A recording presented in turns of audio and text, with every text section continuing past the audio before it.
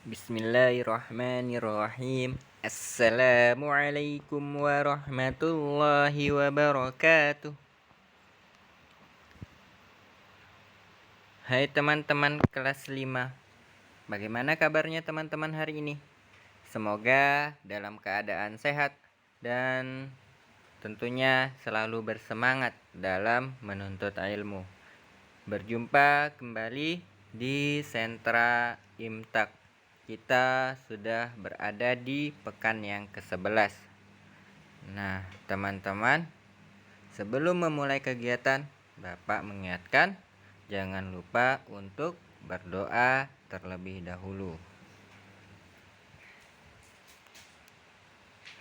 Baik, teman-teman, hari ini kita belajar masih sama dengan pekan kemarin, yakni berkaitan dengan hewan. Nah, di sini Bapak hanya menyampaikan sedikit pengantar saja ya, karena teman-teman nanti akan belajar lebih detail lagi tentang hewan-hewan ini di sentra sains ya. Nah, sebagaimana pekan kemarin kita sudah belajar tentang pengertian dari hewan. Hewan itu adalah makhluk bernyawa yang mampu bergerak, berpindah tempat, dan mampu bereaksi terhadap rangsangan, tetapi tidak berakal budi ya. Dia hanya berdasarkan insting. Ya, ini dalam pengertian Kamus Besar Bahasa Indonesia.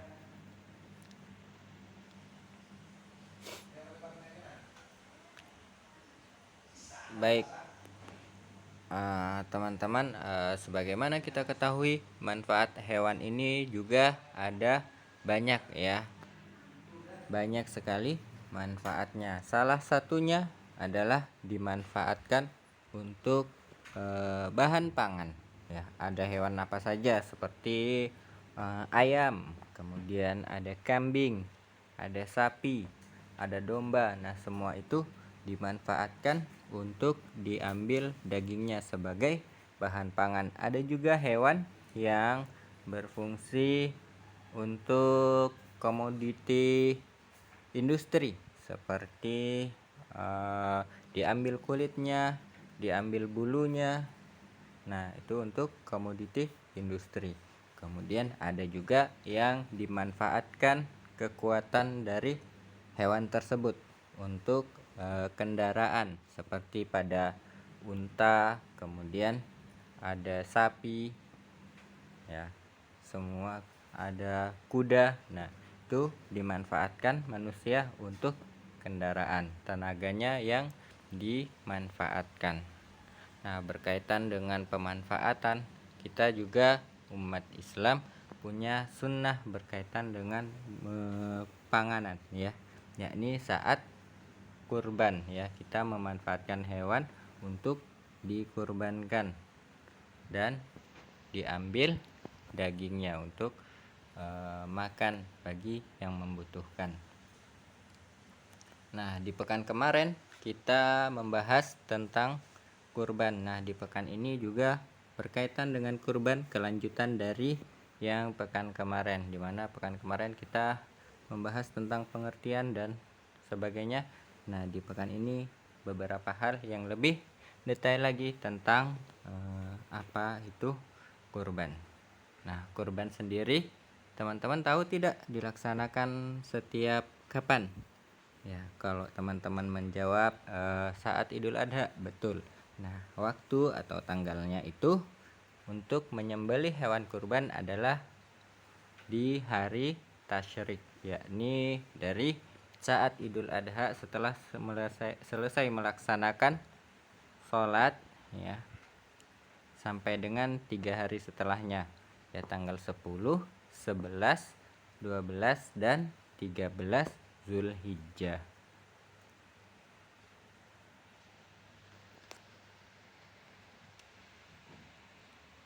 Nah, di pertemuan ini kita akan membahas tentang apa?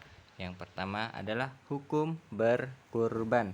Ya, hukum berkurban ini teman-teman perlu ketahui ada dua. Yang pertama adalah sunnah muakkad, sangat dianjurkan jika mampu, karena orang yang mampu tetapi enggan untuk melakukan kurban, maka dia dianggap sebagai orang yang tercela karena tidak mengikuti sunnah Nabi Muhammad SAW.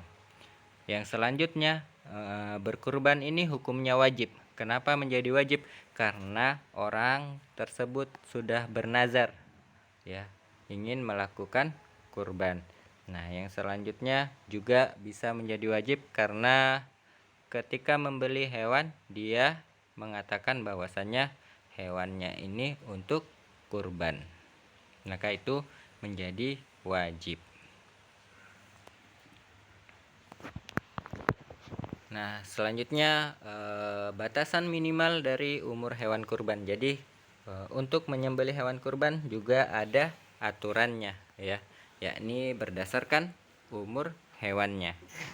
Nah, berdasarkan dari umur hewan maka dapat disebutkan, untuk domba atau biri-biri usia minimalnya itu adalah 1 tahun lebih atau sudah berganti gigi.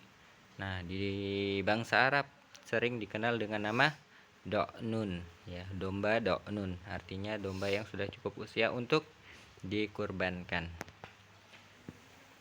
Nah, selanjutnya kambing.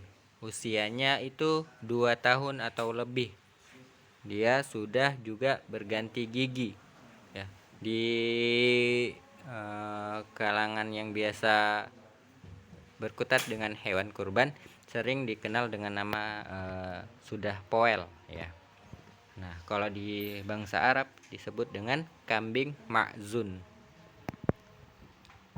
Nah, yang selanjutnya usia batasan minimal dari sapi atau kerbau.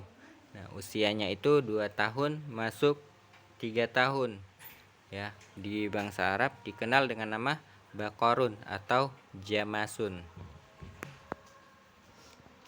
Nah, yang terakhir hewan kurban itu ada unta. Nah, unta ini usianya 5 tahun masuk 6 tahun. Nah, di bangsa Arab dikenal dengan nama ibiliyun. Ya. Nah, adapun bagaimana dengan kesehatannya, maka dalam berkurban itu juga hewannya harus sehat dan tidak cacat, ya. Tidak ada pincang, kemudian terpotong telinganya dan lain sebagainya. Harus dalam keadaan sehat dan sempurna.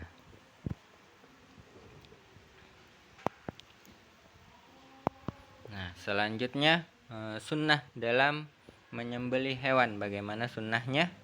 Sunnahnya yang pertama adalah dengan membaca basmalah, ya, diawali dengan menyebut nama Allah.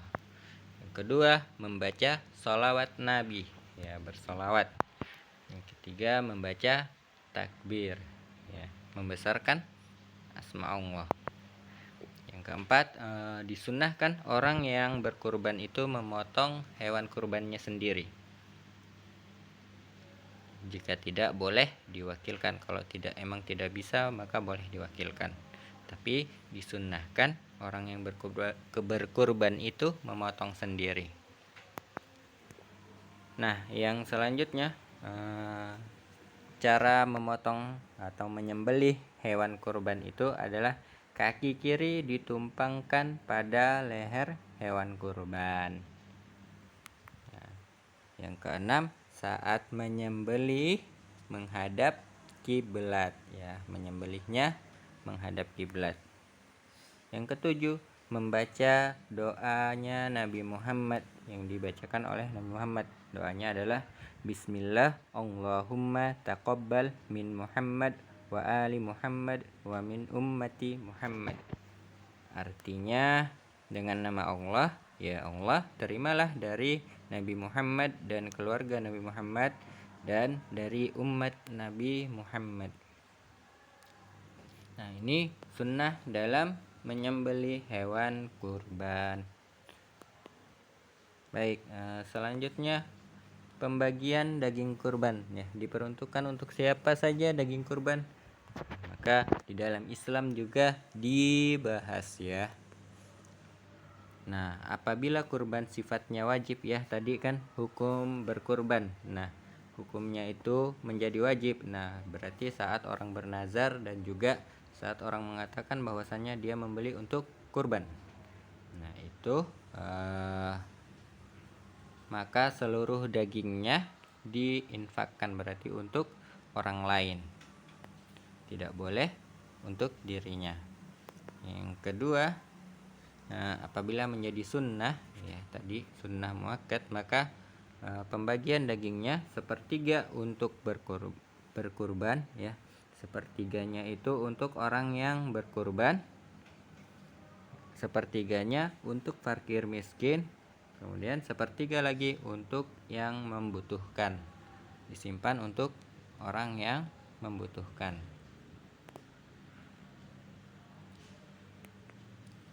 Nah, itu tentang pembagian hewan kurban. Selanjutnya, hikmah dari berkurban.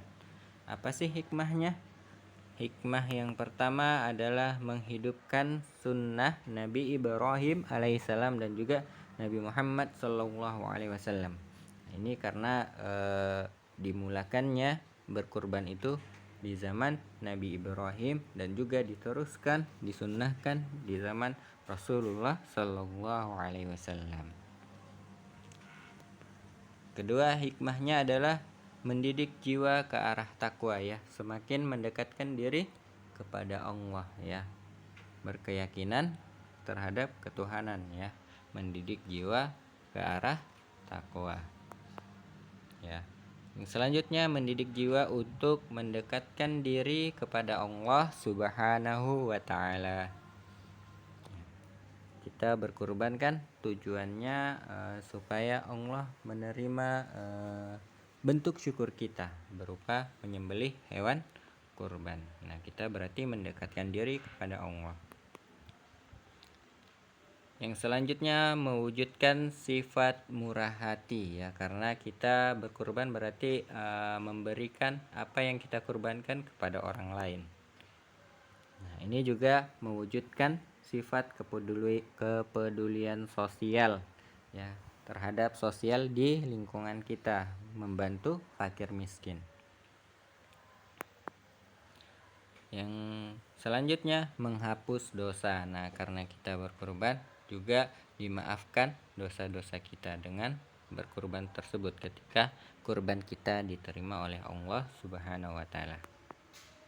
Yang terakhir, mendapatkan kendaraan untuk meniti titian Shiratal Mustaqim ya. Jadi dengan berkurban kita dijanjikan oleh Allah Subhanahu wa taala akan mendapatkan kendaraan, atau bisa juga dikatakan kemudahan dalam meniti titian Shiratal Mustaqim. Nah, tentunya kemudahan ini tidak bisa hanya dengan berkurban, tetapi harus juga mentaati segala larangan dan perintah yang lainnya yang diberikan oleh Allah Subhanahu wa taala. Nah, demikian pembelajaran berkaitan dengan kurban. Semoga teman-teman bertambah wawasannya dan juga mendapatkan hikmah dari apa yang kita pelajari hari ini. Terima kasih sudah mendengarkan dengan baik. Bapak akhiri, wassalamualaikum warahmatullahi wabarakatuh.